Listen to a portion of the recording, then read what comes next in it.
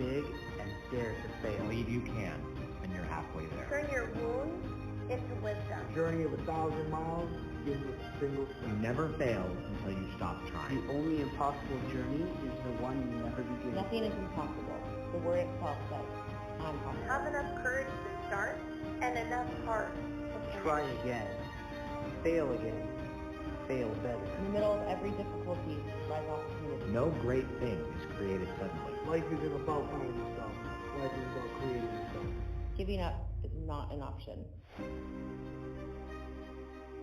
Welcome to Failure Isn't Fatal, Fall and Rise podcast.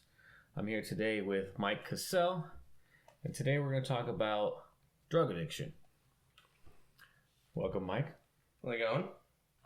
Thanks for being here. Not a problem. So, today we're going to talk about your drug addiction in specific. So, why don't you get started? Let's tell us about how old you were. When did you first start using drugs? I first started doing drugs probably about 14. That's pretty young. Yeah. I was, I got started real young. I think I was 8th grade, something like that, maybe freshman. Sounds about right. Yeah. What'd you start with? I actually started smoking weed the first time. Start with weed. The gateway drug, they say. Yeah, it was the gateway, all right. I actually smoked weed my first time in the back of a church. Ironic. Right? So, what happened after that? You started smoking weed at 14, and how long did you smoke weed before you did anything else? I probably smoked weed for a good, maybe close to a year. Started smoking cigarettes in between smoking weed. So I started smoking cigarettes about 15 or so. Smoking thing, keep that going. Yeah, the good stuff. I think it was probably about the middle of when I was about 15, maybe getting close to 16, I started doing much heavier drugs. Uh-huh. So I started going from smoking weed to doing coke. Dealing coke. You didn't do coke, but you dealt it. No, I was using it. Okay. I was doing coke. I was doing coke. That wasn't so frequent. That was kind of every now and then, just big parties. So what got you into it? Was it friends or something you just decided to do on your own? So I had a buddy who was basically kind of like an older brother to me, and he was the one that introduced me to basically all of the drugs that I did. Okay. He's the one that, got me into smoking weed, smoking cigarettes, everything. Okay. He is the glory guy, yes, in this whole thing. All right, the one responsible party. Yeah. Then I went from doing coke to now I'm doing shrooms. And I think by the time I was 16, I was doing meth.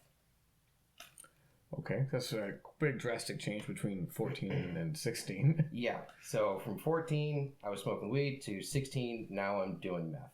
Every day, or? Not every day. It was probably, every couple of weeks. Every couple of weeks. Every couple of weeks, I was probably doing it. Because every time I do it, you're up for a couple of days. Yeah. It's not like you're sleeping a whole lot. Right. So, you'd smoke a little bit of meth, stay up for a couple of days, and then smoke some weed so you can get an appetite again, eat, and then go to sleep for a few hours and then start the whole process again. I did that for probably, I don't know, not very long, probably 8 months or so. It was something that gives you the jitters. It's not something I prescribe for. You don't recommend. No, I don't recommend it at all. It's not for daily consumption. So is that when all of the drug use stopped, or was it you stopped doing meth and continued doing coke and the other drugs? I stopped doing everything at 17. Okay, so it's only a 3-year span. Only a 3-year span, but in the 3 years, I went from nothing to like everything. Right. Like, it didn't really matter. 0 to 100. Very fast. Very, very fast. And I stopped after that.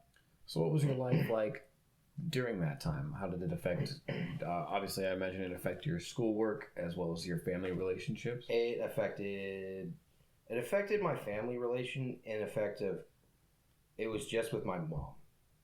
Like, no one else in my family knew. My own dad didn't even know because my parents were divorced, so I only saw my dad every other weekend for 2 days, and he never caught on.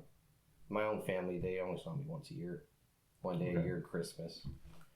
So it affected my mom, mine and my mom's relationship. It affected my schoolwork. I just didn't care. I'd show up to work high as hell. Like, I smoked weed in high school, at school. Did coke at school. Never smoked meth at school, though. Need to change that. Yeah, it just affected all aspects of life. Started getting in trouble with the law. Cops knew me by first and last name. Didn't matter. I couldn't go out. I was getting searched. So it wasn't a fun time. And that lasted pretty much until I stopped doing drugs. Then I stopped hanging out with that whole group of people that were all wrapped up into that. They are some interesting people. I imagine. Yeah. I had a few friends myself who were into some of those same drugs.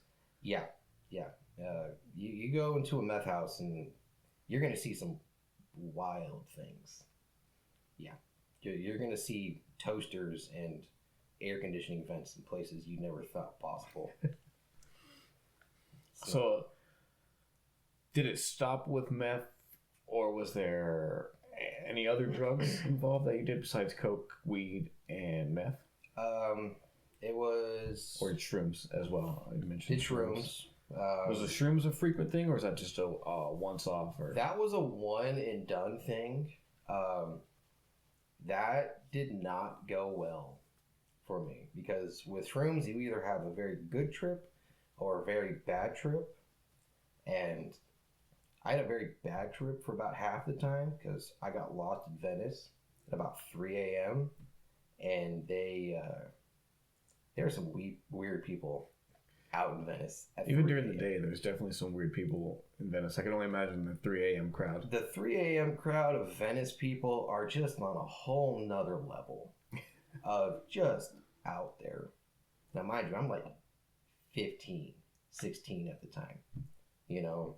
So it's me. So did your mom know where you were at this whole time? Or? She had no idea. I told her I was sleeping at my buddy's house The one buddy who said, hey, let's do all these drugs together. We were at his house and we just snuck out. We knew what time his parents went to sleep and what time they woke up. Snuck out, did shrooms, got lost in Venice at like 3 in the morning. I'm like 15 at the time. He's like 16 or Did something. you get lost by yourself or together with him? I got lost. It was me and 2 other guys. We all got lost. So even the driver, he was stripping out on shrooms too. Everyone. There was not one person in the car who was sober. And looking back on it now, yeah, we would have been to jail for sure. I mean, mistakes were made. Mistakes were definitely made. We somehow figured out our way back. I think I ended up like calling my mom and been like, I'm lost in Venice, here's the driver, and just like handing the phone off to him. So she did find out. She found out, but she never said anything about it the next day. She never questioned, like, why are you calling me at 3 o'clock in the morning telling me you're lost in Venice? Did she come and get you, or No. She was able to give the driver directions to get to the freeway so we can get home. Okay. So that night, I ended up doing shrooms, doing coke, and then doing like those big NOS tanks. They get you high yeah, too. yeah. So I ended up doing. I've been there. Yeah. So I did all of that All at night. once. All at once at that night. Okay. That was one night for me, and we drove around everywhere because shrooms last for hours. So we didn't want to stay in just one spot. So we drove Venice, LA, Torrance, Carson, everywhere. All while the driver himself is tripping on shrooms. Yes. Yes. I mean, he'd done it several times, so it was kind of a normal thing for him. Yeah. As for me, it was my first time. And Kind of a miracle you didn't crash, yeah. Look, we might have jumped the van a few times, and that was slow motion. Just going, whee. But yeah, that was one of the times. That was my one and only time doing shrooms.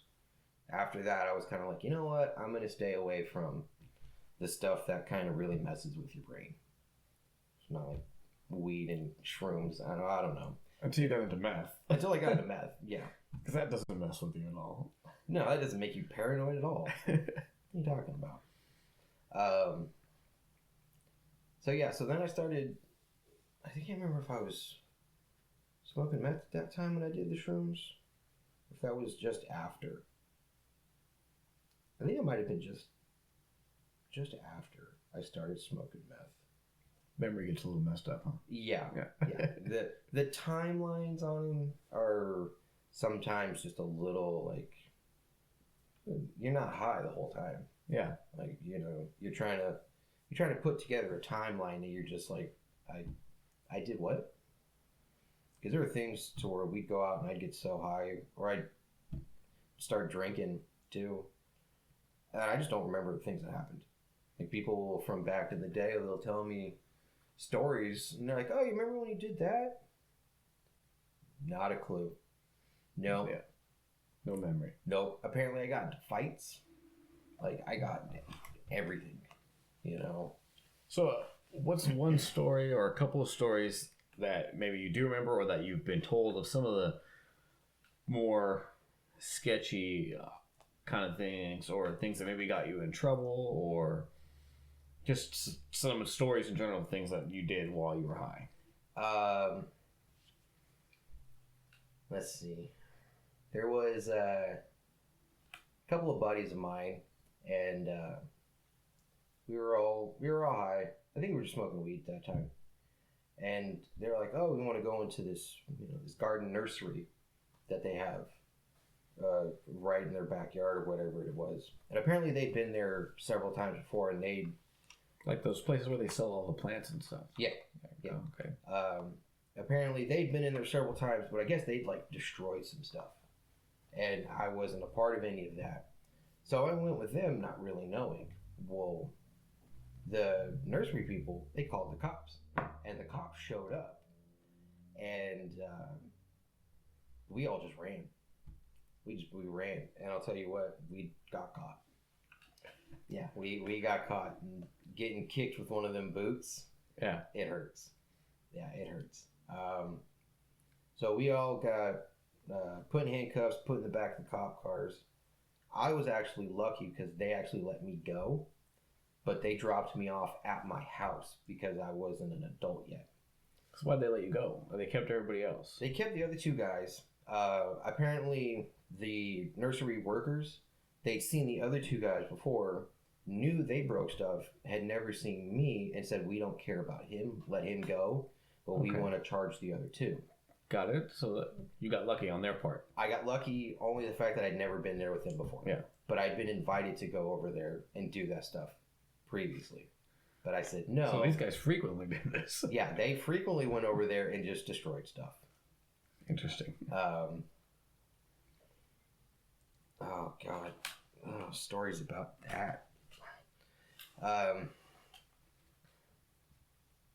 almost want to tell the Apple story, but I don't know. You can say whatever you want. This is open forum.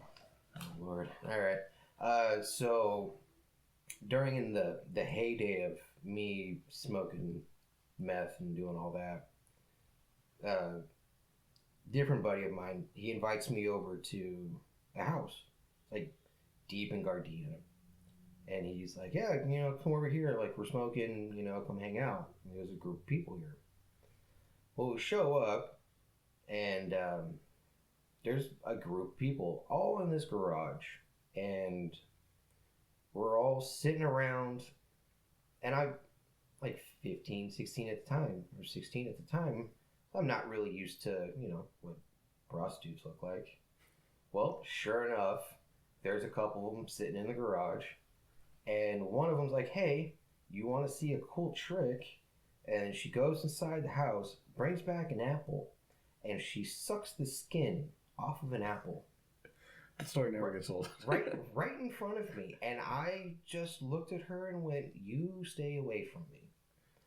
I'm going to go in this dark little corner over here and just smoke all of my good stuff by myself. I don't want to see you. No, were you high when she did it? I was getting high. Getting high. I was getting high. So I was like right in that transition, like sober to high stage. When she did that, I know this is not okay. But you stayed there still and just continued to hang out. Absolutely. Absolutely. Didn't deter you that much. It deterred me from sitting next to her. Yeah. Yes. Because that was a new one for me. Yeah. And that was the one and only time I'd ever gone to that house. Never again. Never wanted to go there. Yeah, I think that was my turning point on I need to just figure out who I want to smoke with and not just go anywhere and smoke with anyone. Be more selective about who you get high with. Yeah. So when was the turning point for when you decided I shouldn't get high anymore? I don't know, I guess there was just one realization. I got pulled over by the cops. Were you high when you got pulled over? Absolutely. What were you on at that time? Oh, it's for sure smoking meth. Oh, yeah. A cop, called me by my first and last name. And he sat me down and he had told me, pull your shoes off, take your socks and flip them inside out slowly and don't shake them. And as I'm doing that, my mom pulls up in the parking lot of the 7-Eleven where this is all happening. Okay. And just the look on her face was just disappointed. Right. Seeing her son, she's going to 7-Eleven and there's her son stopped by the cops. Again. Because... Had she seen it before? Well, when we got all put in the back of the cop car at the nursery, right. The cop dropped me off at my house. That's right. Straight to your house. Yeah. And knocked on the door and said, "Here's your son." Like, yeah. So your mom probably had several of those kinds of encounters with you and cops. Yes. Yeah, there were several encounters with me and cops and them knowing me by name. Yeah. So they didn't want me, so they let me go. When I got pulled over and my mom saw me, she tried talking to the police like, "This is my son, what are you guys doing?" And they told her, I said, "We don't care, go away." Yeah. Like, this doesn't involve you. Right. Like, it doesn't matter. Go away. So my mom, essentially, she had to go inside the 7-Eleven, buy what she was buying, and leave and pray and hope that I didn't get arrested. Did you get arrested? I did not get arrested. So what happened? So they searched me, and I was sitting there for probably a good half hour, 45 minutes. And then eventually they said, "All right, you can leave. You're clean." So I had to, put my shoes back on. So they didn't find any drugs on you? They didn't find any drugs on me. Because you already done them. Yes. Did they know you were high at the time? They never said anything about me being high or not, but I'm pretty sure they knew. They're not. Yeah. That they know what they're looking for. Right. They're not, they're not stupid. Yeah. They have training for that, but she had to watch all of that happen. And after that, and I was 17 at the time. And I sat there and thought about it. I was like, wow, I'm almost 18. if I screw up now, that's on like permanent record. Yeah. Like there's no getting away from this. So that was my turning point. Kind of when you were getting ready to move into big boy punishment. Yeah, that's when you get into adulthood, and Yeah. juvenile hall is a lot different than jail. Had you been to juvenile hall? I've not. No, I've not. But you got lucky. I got very lucky. I can't say the same for the guy who introduced me to all of the drugs. What happened to him?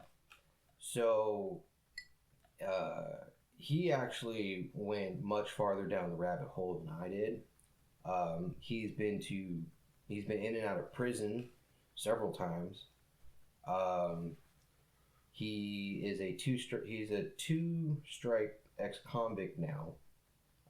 You still keep in contact with him, or I have nothing to do with him. when was the last time you talked to him? It's been several years. He's called me several times, but I've kind of distanced myself from Right. everyone. It's kind of something you have to do in order to. You have to do it. I mean, if you don't distance yourself from those people, it's just going to keep dragging you down. Yeah. Unless they want to get clean with you, then you can try it together. But even that, it's still hard. Yeah. Because even with that, you share those fun memories that you had with that person. Right. And you sit there and go, well, maybe just one more time. So it's really important to make sure you associate yourself with the right people, Just even when you're trying to get sober or trying to stay away from drugs in general. just all of it in general. I mean, even still to this day, I still struggle with like wanting to do it. Just recently, I was at a party at a friend's boyfriend's house, and I'm sitting around the fire pit, and couple of the guys came out and were like, "Oh yeah, like hey, I've got shrooms here." Another guy goes, "Hey, I've got coke here," and they just started doing it right there in front of me, and it took every fiber of my being to just be like, all right, I gotta go. So you left. I left the party. Oh, Yeah. Kudos to you. I just had to get up and go away. I'm Right. like, I can't do this. I told my friends, why? What happened? They said, yeah, no, not a problem. They said, we'll text you or hit you up, later. Okay. And So they were understanding. That's good. They were completely understanding. They'd actually never done any of the hard drugs like I have. Yeah. So for someone who's never done the drugs like that, it was surprising that they were as understanding, I guess. I don't know. It was weird, but I needed to leave that situation. Distance yourself from it. Yeah. Because if I was there any longer, I might have done something. Yeah. So how did you go about getting sober? And then how many years have you been sober now? I got sober just probably towards the tail end of me being 17. So I'm just turned 32 now. So whatever that math is. So what is that like? Math. I don't even know. Yeah, Math. Math. That's math. It's math. It's a difficult thing. probably like 14 years, maybe 12, 14, 17, 18, 19, 20. I think it's 14 years. Just more than that. I don't know. It's from 17. I quit doing drugs at 17. I stopped doing it before I actually turned a legal adult. Did your mom help you in getting sober? Is it something you did on your own? Something I did completely on my own. I basically became a giant hermit crab. You just stopped hanging out with everybody. I stopped hanging out with everyone. I shut my phone off, and I just did not leave my room. For how long would you say? Except for to go to school, because I was Trying to had to go to school. Probably a good 3 or 4 months. I didn't go anywhere. I went to school. I went right home. I locked myself in my room. I kept my phone on me, but I always had it turned off. So, like, if I needed to call someone, I would just turn my phone on real quick. Yeah. And then I just ended up, at the end, just blocking everyone's number. in the end. Just blocked their number. Start rolling with a different crowd. Started rolling with a different crowd. And then just it eventually got easier to just distance myself from those people. And I've run into them several times since then, but I just... Small town problems. Yeah, right. I just don't even acknowledge them anymore. I know it sounds cruel, but I don't acknowledge them. It's, sometimes you gotta do things that seem mean, but they're better for you. They're better for yourself to do. So it's like, is it really mean if it's, if the other option is hanging out with them and getting back into drugs, Yeah. And I have friends now that if I did go back into drugs would probably not be too happy. I can think of a few. Yeah. I would. Myself included. Yeah. And other friends that are much larger than us. Yes. Yes. And thickums. Yes, thickums. But yeah, I mean, it took a long time. It's something that you have to want to do. If you have any inkling that like you don't want to get sober, it's gonna be a lot harder to do. Yeah. Because it's fun. Depending on the drug, it's fun. You do meth for long enough, you start getting real paranoid. You're sitting there looking at windows, thinking you're hearing things. You're up for days on end, and then you just start looking real bad. It's not a good look. Yeah. Especially for someone young. You don't want to look real bad at a young age. Yeah. Can't be 15 looking 30. Yeah. It's reversed now. Maybe. I don't know. If I shave the beard. Yeah, I don't think so. I don't know. I tried, okay? And plus meth really does just ruin your teeth. Yeah, I've heard. Yeah, I know. So it's been years and the damage never goes away. It's still there. Yeah. I've got broken teeth, shit like that. You can't ever see any of them. Once again, you got lucky. I did. I got very lucky. Because the guy that introduced me to all these drugs, he's finally out of prison. If he gets in trouble one more time, he will be on his third strike. So he's doing 25 to life. Yeah. And he's now working on his second child. His first one actually got taken away from him because he went to prison for parole violation, and baby mama actually got arrested for doing meth. Wow. So this unfortunate child is the product of two meth parents. Yeah. I that's rough. Yeah. But there is good things. The child got adopted by a family who the dad is a firefighter and the mom is either a nurse or a doctor. Oh, that's good. Yeah. So now the child has a great life. That's good. Yeah. Instead of with... Could have been worse, yeah. Could have been worse. He could have been tossed around foster care. Yeah. So, I mean, I have a niece who... my aunt and her husband both did, I don't even know, copious amounts of drugs. And nobody could ever find them. They were always gone, and they would randomly show up on some holidays at the family. But I remember seeing my niece. She must have been 2 or 3, however old you are, when you start getting teeth. Yeah. And her baby teeth came in black. Because they were all dead. And that's the last memory I have of her. I have no idea. She was 2 or 3, and I would say that was probably almost 20 years ago, at least 16 to 20 years ago. I have no idea what ended up happening to her. My aunt passed away. Okay. But my mom tried to get custody of her, and she had siblings, older siblings as well, which didn't happen. And my aunt's husband took off with them, and I have no idea what ever happened to that child. Wow. So yeah, that's one of the things about drugs. You become lost in your own brain. You have no conscious time frame or anything. Yeah. 3 o'clock in the morning, you'll knock on someone's door like it's 2 o'clock in the afternoon. Right. Normal time for you. Yeah. Going, hey, you want to hang out? No, I'm trying to go to sleep. Yeah. You know? Because there are several times to where, like, when I was starting to try to sober up, friends would try and get me to come out. And I lived in an apartment on the first floor. We had an alleyway in between the two apartments that were right next to each other.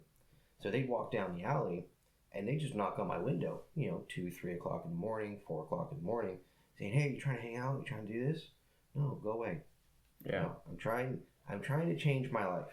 Like, you guys have to go. Yeah. They probably don't understand that. Yeah. And I think my mom caught on to that. I think my mom might have gone out there and said something, because they did it a few times, and then after that, they just stopped. Which was, for them, was unusual. Yeah. Yeah, because you start getting too methy, and you don't really know how to take no as an answer. Yeah, yeah. But